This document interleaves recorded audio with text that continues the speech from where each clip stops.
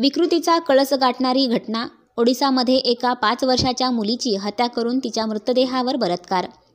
विकृतीचा कळस गाठणारी एक घटना ओडिसा येथे घडली आहे. एका 5 वर्षाच्या मुलीची हत्या करून तिच्या मृतदेहावर बलात्कार करण्यात आला आहे.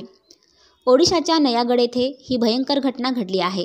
या हत्येतील विकृत आरोपीला अटक करण्यात आली आहे. पोलिसांनी दिलेल्या माहितीनुसार ही मुलगी आरोपीच्या घरात ब्लॅकबेरीज आणायला गेली होती. घटनेच्या दिवशी आरोपी घरात एकटाच होता. त्याची आई आणि बहीण कामानिमित्त बाहेर गेल्या होत्या.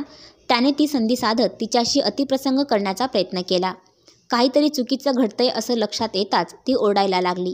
तिचा आवाज बाहेर जाऊ नये म्हणून त्याने तिची गळा दाबून हत्या केली.